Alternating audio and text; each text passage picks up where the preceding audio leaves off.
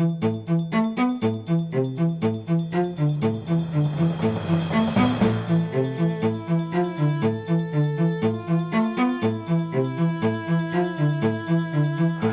here, Cleveland ConCoction. We've got ourselves amazing author here. We've got Emmy Jackson, and showcasing the first 2 out of 3 books that he's working on here. It's called the Empty Cradle series. This first one is called The Untimely Death of Corey Sanderson.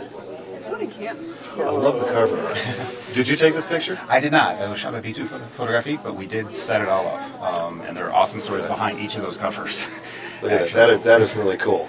Yeah, we tried to recreate scenes from the books for the covers, and for the first one, for Corey, that was actually, the scene is we required a crashed truck.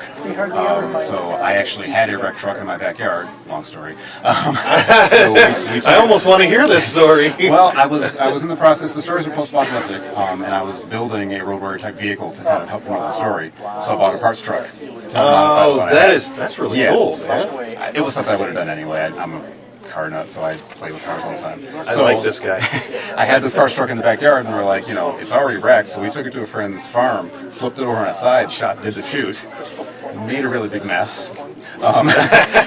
I believe it. Yeah, and dragged it out, towed it back out of there, and that's how we got that cover shot. That's a really cool idea. First of all, I mean that's amazing. Now you're a self-published author. Yes.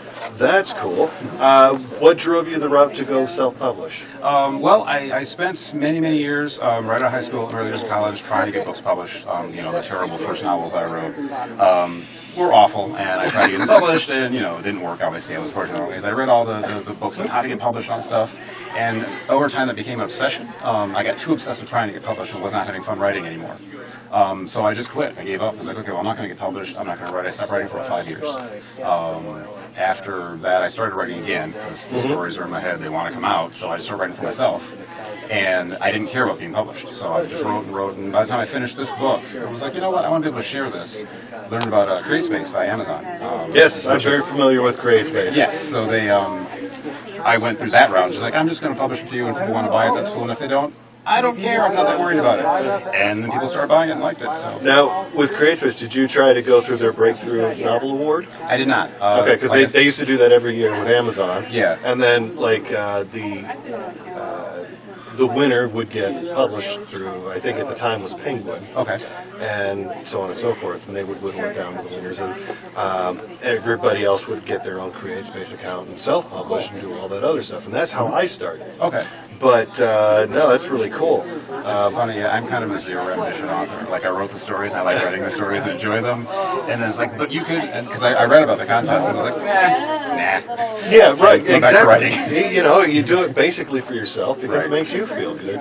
It's a story you'd like to read. And that's really cool. And you got a second book here in the Empty Cradle series, Shiloh in the Circle. And the cover, the picture of this one is actually pretty cool. Yes. I don't know if you could see that, but yeah, in that one, the main character in that book is a circus performer, and this is an adventure where she's traveling across the ruins of North America and gets kidnapped.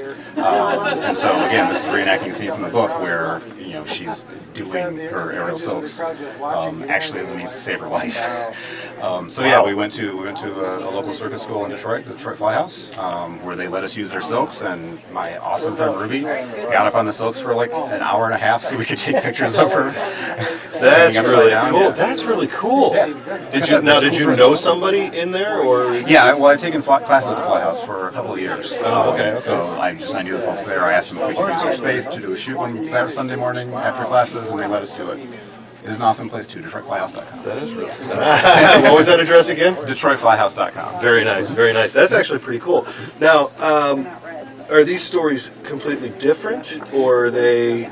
They are. There are common characters to both stories, but there's kind of an overarching story arc. But both books are standalone books. So like, I don't like reading series where you have to read book 1 if you want to read book 2. You can come at either of these cold. Yeah. If you haven't read the first one, it's great because Shiloh's story stands alone.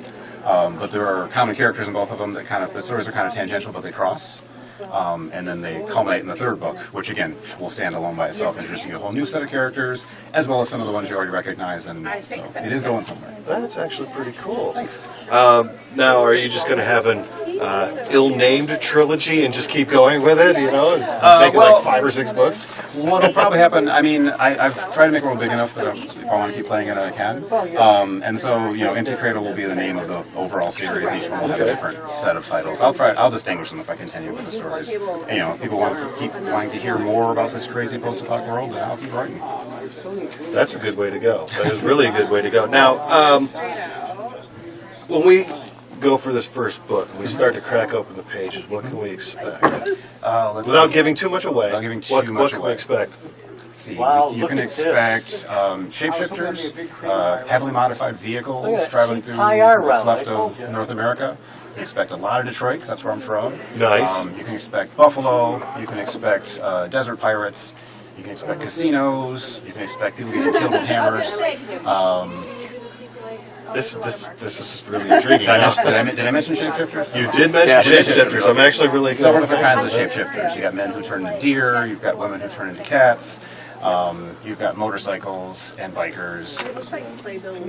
Both together? Yes, surprise. Okay, that actually sounds pretty intriguing. Now, what do we expect from the second book? The second book is there's circuses. So you've got circus performers. You've got grenades in chicken coops. You've got cat shapeshifters.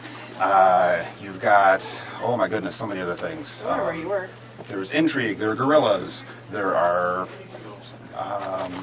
There's another thing. I'm forgetting what it was now. Oh my gosh. I'm sensing kind of like American Horror Story Freak Show. A little bit. It skews more toward adventure than horror. Oh, okay. So, Well, actually, that's cool. That's even better, Yes. actually.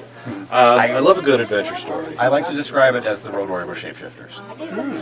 Yeah. That's cool. Okay, that's really cool. You need to check this out. Okay, where can they find this? On Amazon or at my site, www.EmmyJackson.com. There's links to the CrateSpace site, or you can go to Amazon and look for my name in the title. It's probably better for you, at least your revenue, to go to Create Space. Yes, that's because true. Amazon actually takes a bigger chunk out of that. That's true, but I'm go- happy either way. Even so, go to Create Space, check out these books, buy them. Thank you. Awesome, all the way around. I mean, seriously, shapeshifters, come on, that's cool. But yeah, cool, man. Emmy, thank you very much for coming on the show and taking.